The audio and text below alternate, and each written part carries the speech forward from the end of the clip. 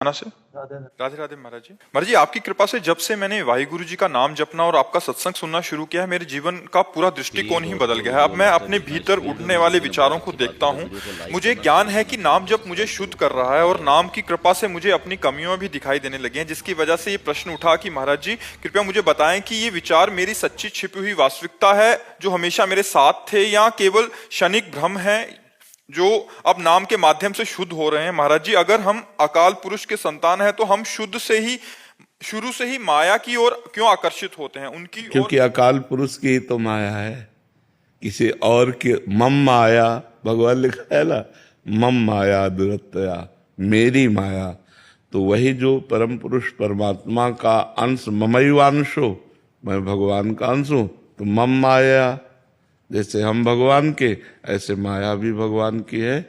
भगवान की शरण होकर हम माया से बच सकते हैं, लेकिन भगवान का विस्मरण हुआ तो माया, फिर दो ही क्षेत्र है, एक तरफ भगवान एक तरफ माया। और माया का मतलब कोई रूप नहीं है उसका, कोई रूप नहीं कि ये माया ये माया। यही तो आश्चर्य है कि उसको बता के थोड़ी आती कि देखो मैं माया आ रही हूं। फंस जाता है जी, मकड़ी के जाल में जैसे वो बुनती है उसी में फंस जाता है, अपने आप से बुनता है, अपने आप में फंस जाता है। वो सत्य है परमात्मा, हम उसकी तरफ चले तो धीरे धीरे हमारी असत वासनाएं नष्ट हो जाएंगी। बस खास बात हम बार बार फिर यही कह रहे हैं कि गुरुजनों की आज्ञा और शास्त्र आज्ञा, अगर इसका पालन नहीं हुआ तो बहुत अच्छा भजन साधन करने पर भी साधक फंस जाएगा, साधक फंस जाएगा। बिल्कुल किसी से मोह न करे, किसी को अपना ना माने, सबको भगवत स्वरूप माने और शास्त्र आज्ञा से चले तो निकल जाएगा। नहीं, कई बार गलती संग दोष में हो जाती, कई बार गलती ऐसे हो जाती कि उसे हम गलती नहीं मानते, अधिक अपनापन हो जाने के कारण हमसे गलती हो जाती है। कुछ ऐसे अपराध हैं, कुछ ऐसी गलतियां हैं जो बड़ी सफाई से हमारे अंदर प्रवेश करती है और हम जान नहीं पाते, हमें गिरा देती हैं। कुछ गलतियां इतने कि गलती गलती दिखाई देती है, और कुछ गलतियां ऐसी है जो ऐसे प्रवेश करती है कि वो गलती ही नहीं समझ में आती, और जब उसका परिणाम आता है तब गलत आता, तब लगता कि गलती हो गई। तो ये जो भगवान की दुरंत माया है, ये केवल वाहिगुरु की आज्ञा पर चलने पर, गुरुवाणी पर हम श्रवण करें, कथन करें, चिंतन करें और उसी पर चलें तो फिर माया फंसा नहीं पाएगी। नहीं तो बड़ा सूक्ष्म विषय है, समझ में नहीं आता। अब वो फंसते फंसते पूरा चिंतन उसी में चला गया कि ये अपने लोग हैं, जैसे मृग में, तो अपने लोग, अपनापन होते ही वो गया। विश्व में कहीं भी किसी से इतना भी अपनापन ना हो, अगर किसी से हो तो केवल भगवान के भाव से हो तो बच सकता है, नहीं तो बहुत ऐसे ऐसे डर लगता है, जैसे हृदय ना ऐसे डरता है, माया से डरता है कि पता नहीं कहां से, जैसे हमें विषैले कुंड में छोड़ दिया जाए तो पता नहीं कहां कौन सी सांस नाक से चली जाए कि मुंह से चला जाए, हमारी मृत्यु, हमारे परमार्थ की मृत्यु हो जाए। बहुत विचित्र भगवान का खेल है वो, जो बड़ी सूक्ष्मता से देखो तब समझ में आता है। अच्छा, जो परमार्थ पे नहीं चल रहे उनको कोई दिक्कत नहीं, क्योंकि गिरे पड़े वो क्या गिरेंगे, जो चल रहे हैं दिक्कत वहां है, चलने वालों में दिक्कत होती है। तो जो सत्य वस्तु का अनुभव हो नाम जप से, वो सत्य ही है, वो भ्रम नहीं है।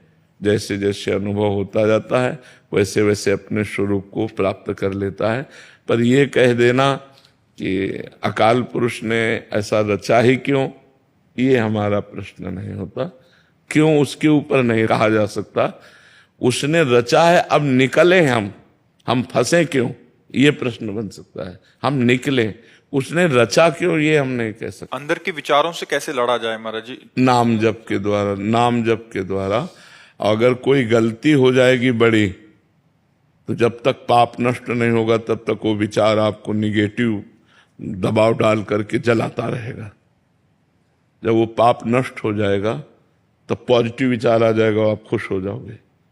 और जब तक पाप नष्ट नहीं होगा तब तक वो आप भजन करने पर भी निगेटिव विचार दबा दबा कर आपको जलाता रहेगा, आपको क्लेश देता रहेगा।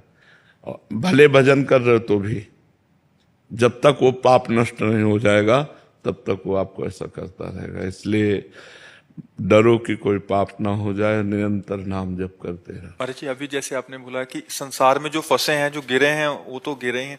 महाराज जी पूर्व में भी महापुरुषों, तुलसीदास जी महाराज जी हो या उन्होंने अपनी वाणी में या आप गुरुजनों से, महाराज छोटी सी बात इतना उनको, जैसे आप कह रहे हैं कि डर लगता है, हृदय से डर लगता है कि कहीं गिर ना जाए, बट संसार में तो महाराज जी वो डर क्या, वो तो निर्भय होके विचरण कर रहे हैं महाराज जी, और बिल्कुल तनिक भी भय नहीं है उनको कि कहाँ इधर छोटी सी बात का जो सब जानते हैं और कोई गलती नहीं है फिर भी महाराज जी भयभीत हो रहे हैं और उधर निर्भय होके घूम रहे हैं महाराज जी। यही तो भगवान की प्रचंड माया है।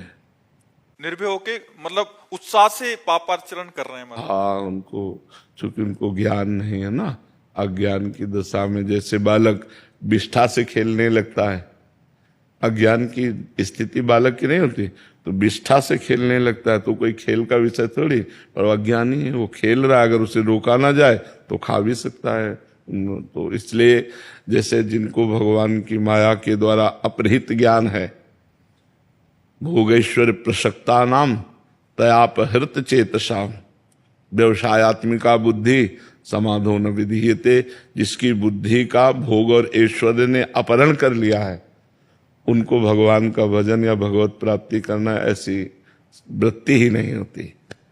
समाधो न विधीयते, वो परमात्मा को प्राप्त करने का लक्ष्य ही नहीं बना सकते जिनका भोग और ऐश्वर्य ने ज्ञान अपहरण कर लिया है।